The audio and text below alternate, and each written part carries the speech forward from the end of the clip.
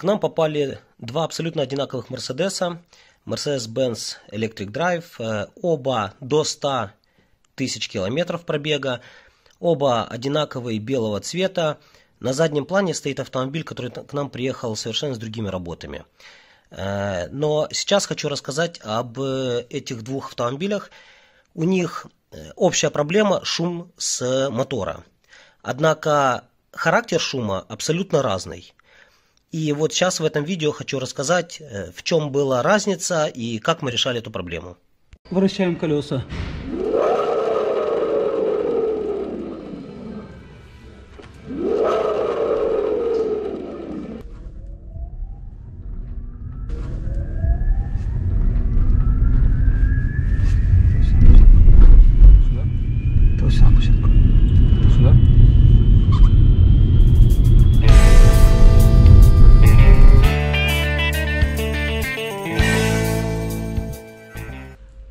Приветствую вас. Вот к нам приехал Mercedes Electric Drive с проблемой, что шумит мотор. И человек не знал, что для него норма, что не норма. И уже приезжал к нам на диагностику. Мы послушали, очень сильно шумит редуктор. Подшипники электромотора и редуктора. Так вот, сейчас мы уже будем снимать его. Хочу сразу показать, как это можно проверить, чтобы понимать, мотор это шумит или нет. Вот здесь у нас в моторе есть сервопривод блокировки паркинга. Вот он стоит.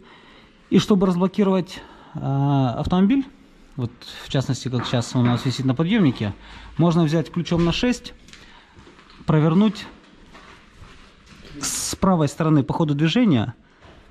Есть, я уже показывал это на моторе Toyota RAV4, но когда снимем мотор, здесь тоже покажу. Здесь есть такой вал с шестигранником. Так, он надел ключ. Теперь проворачиваем его. Все, сняли мы с паркинга. Теперь проворачиваем колеса. Теперь у нас автомобиль не на паркинге.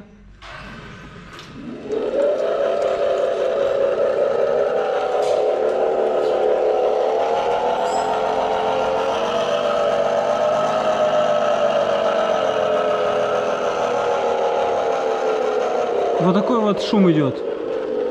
Ну а теперь сейчас покажу, как оно должно быть. Так, вот этот автомобиль к нам приехал с подозрением тоже на шум с коробки, с редуктора. Но здесь вообще шума не слышно. Абсолютно никакого шума нету. По сравнению с первым автомобилем, здесь абсолютно тишина.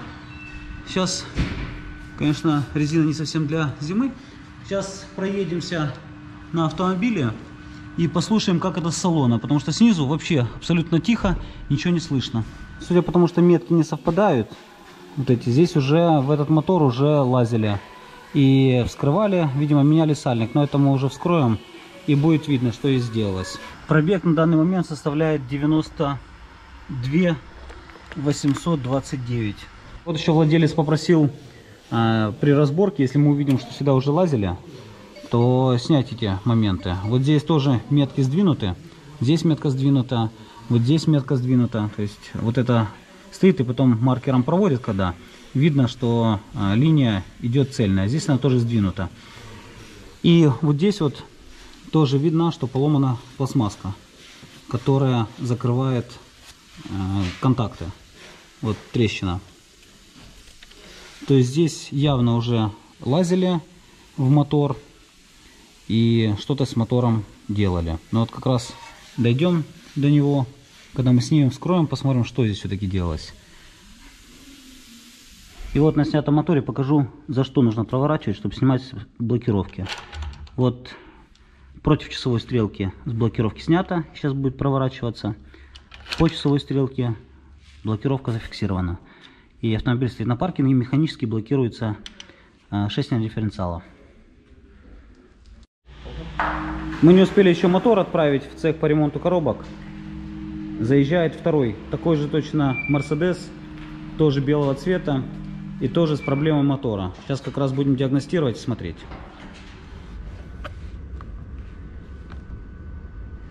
Пробег 96 966.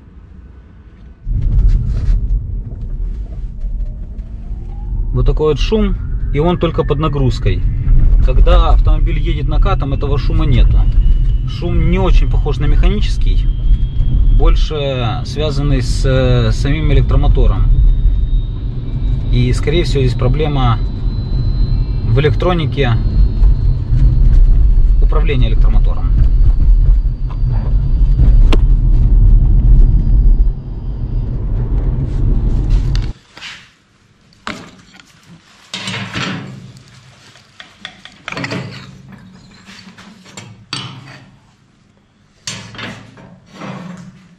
Так, сальник здесь стоит с двойным уплотнением, тефлоновый.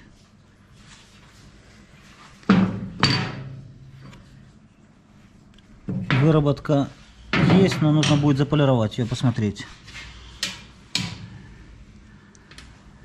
Ну что, продолжим его разбирать. Лежит на столе, и вот как слышно, как идет перекат.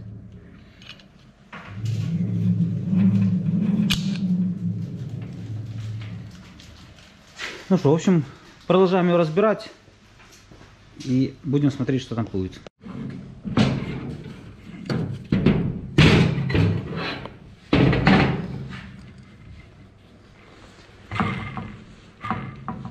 А вот и проблемный подшипник, который шумит.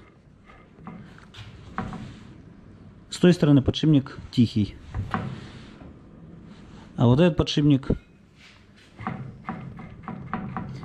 даже если его поставить сейчас на какую-то плоскость и покрутить, то это будет хорошо слышно.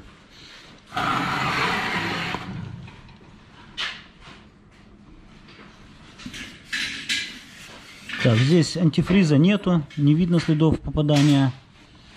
Но здесь есть легкий налет, но сказать, что как-то критично, нет.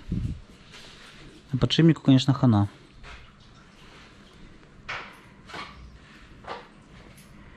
Здесь герметик. Походу, все-таки здесь уже были люди.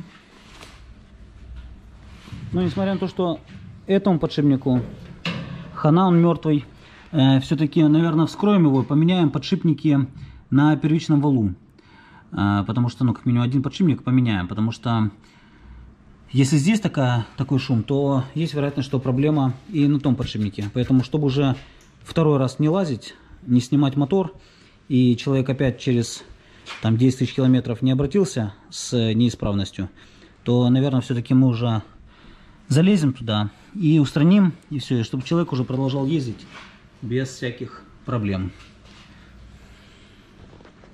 Так, вот уже принесли новые запчасти, как я уже говорил. Это все старые запчасти.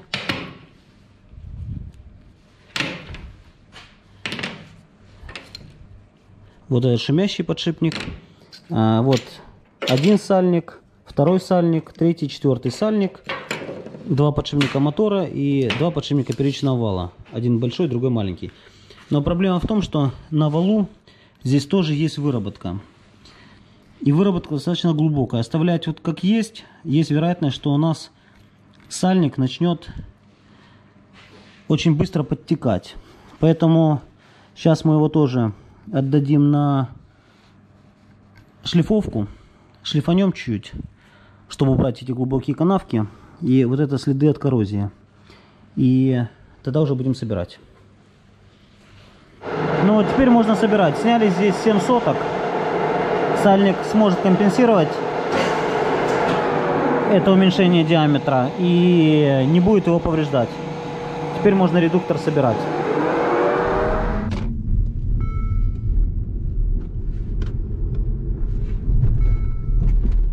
Вот как работает сейчас. И по сравнению с тем, у которого свист стоит, здесь ничего похожего даже нету. Вот так вот должен работать нормальный Mercedes и с тесловским мотором. Есть легкий троллейбусный шум, но он не навязчивый абсолютно.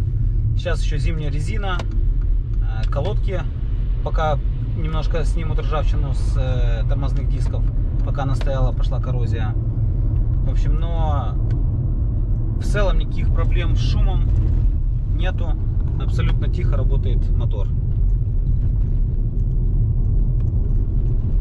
Так, а вот второй автомобиль, явно видно, что не вскрывался. Все метки на местах. Это уже второй автомобиль. Здесь госномер, кстати, вот госномер с буквой ZA. Это в Украине электромобилям начали выделять такие вот номера. Вот здесь явно видно, что мотор этот еще не вскрывался. Он, скажем так, девственный. Поэтому мы у него будем первыми. Вот здесь все маркера на своих местах, не проворачивалось.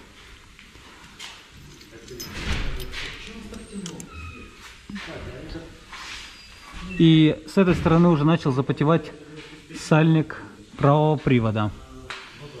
Так. Но так здесь все абсолютно девственное.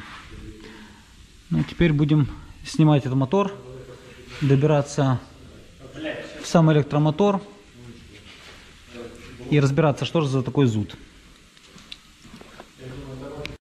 Снимаем мотор со второго автомобиля. И здесь АТФ-ка гораздо грязнее, то есть это подтверждает то, что в ту коробку уже лазили и там масло заменено. Здесь же масло походу не менялось, потому что оно грязное. И вот есть стружка на магните.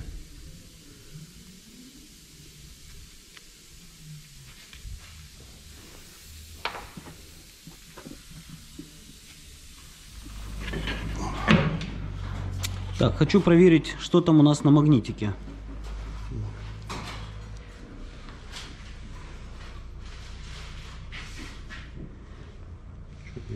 Здесь очень много металлической. Вон, даже видно, как она примагничивается. Очень сильно. А ну, включи фонарик.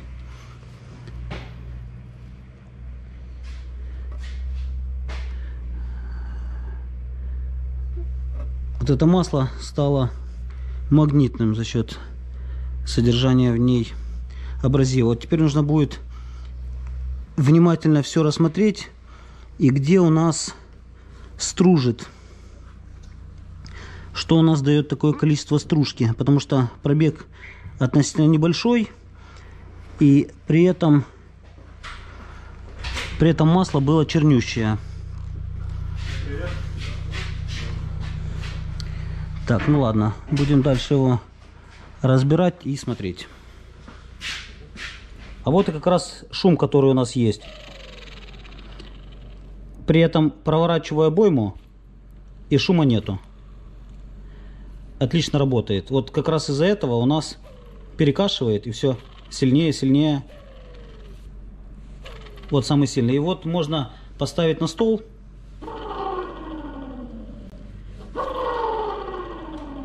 И вот как раз то, что нас и беспокоило. Проворачиваю подшипник в обратную сторону. Шум гораздо меньше. Это из-за того, что выработка с одной стороны, вот она.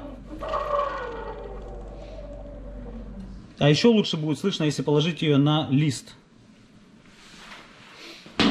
Вот на столе. Вот сейчас практически не слышно. Отлично работает. А вот как.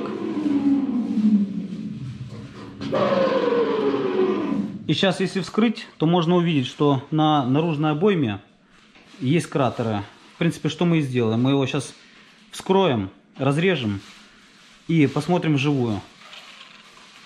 Из-за чего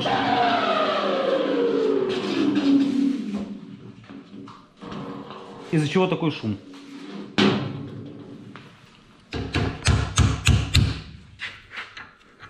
Ключа у нас такого нету, к сожалению, поэтому откручиваем таким варварским способом.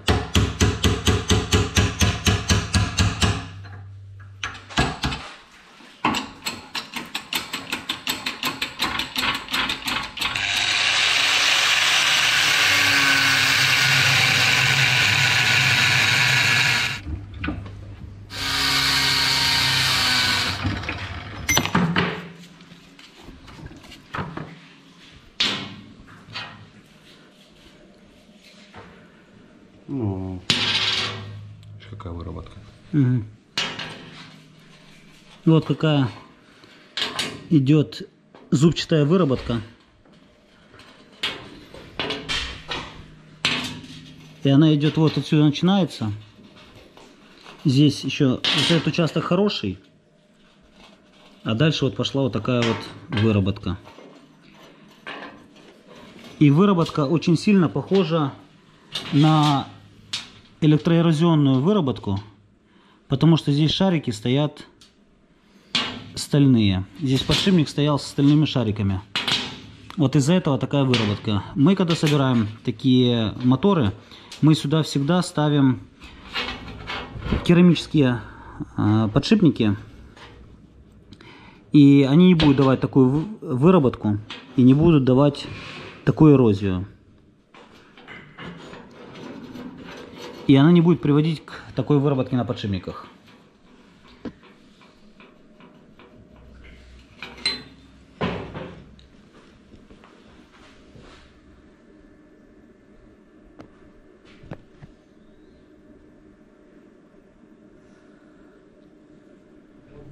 Так, и хотим посмотреть эту выработку через электронный микроскоп.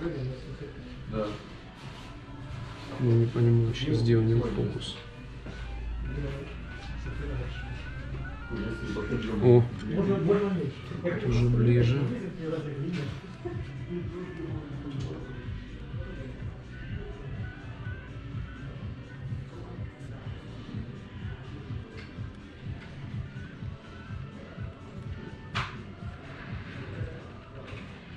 Так, ну вот примерно так. По освещению, я не знаю, нужно тут. Да не, нормально. Она это Да, но оно блики дает. Ничего страшного. Вот как раз интересно вот эти, видишь? Вот. Да, да, да. Зубья. Ну да, зубья набило.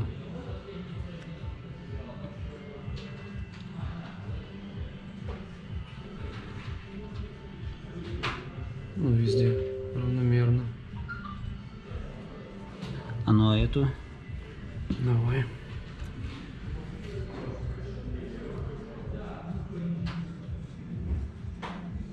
Блики сразу дают. Сейчас, подожди, давай сделаем так. Не, так нормально. Я могу подсветку уменьшить, и будет, смотри, как хорошо. Ну, совсем минимальная яркость. Можем 5 минут посидеть? Да? Не, у тебя. Там вот как раз я по производству. Вот здесь уже пропадает выработка, еле-еле. Вот здесь опять есть. Это понятно. Одна, которая у Яны сейчас стоит, на нее комплектующие. Но самое сильное, конечно, вот здесь вот. Вот даже луч преломляется. Да. Редуктор? Редуктор? Не, ну редуктор это оно никак не влияет на работоспособность. Можно. А когда Яна начнется спать? Когда закончат скины и 0.13 теста. Ну, ускорить никак не можно. Или там это... Да, вот такая вот выработка, и она как раз и дает шум этот. Ну, здесь с ротором все проще. Сняли всего лишь, диаметр уменьшился на 4 сотки. Все царапинки поуходили. Мелкие-мелкие поставались, но это уже абсолютно не критично, потому что у нас сальник с 3 буртами. И это работает внутри нее, он больше как пыльник. А который в эту сторону завернут, они держат, чтобы не попадал антифриз. Поэтому, в принципе, это ни на что влиять не будет. Поэтому в этом случае с ротором все хорошо. Поэтому будем его ставить как есть.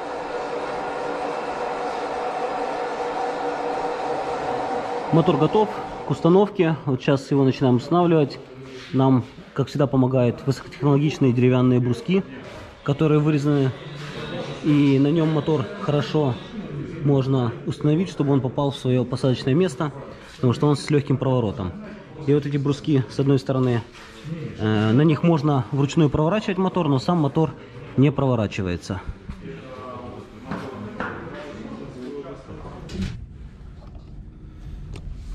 Так, пробный тестовый выезд после ремонта мотора.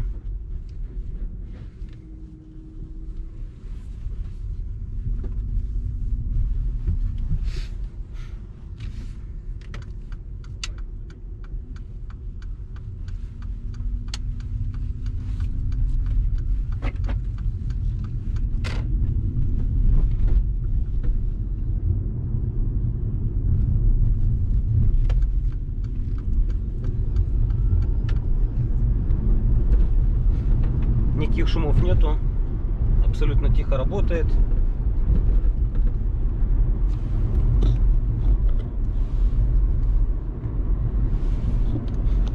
Пробег 96 972. В принципе, наша работа уже завершена на этом автомобиле. Можно будет отдавать ее, никаких шумов нету, все отлично работает. Теперь у человека эта проблема не возникнет, потому что стоят все подшипники, которые на высоких оборотах работают, стоят керамические. И электроэрозии на них не будет. Если будет появляться статика на роторе, она будет уходить через антифриз, не нанося никакого вреда ни мотору, ни редуктору. Если вам нравится наше видео, поддержите его лайком и подписывайтесь на наш канал, будет еще много чего интересного. А сейчас всем пока!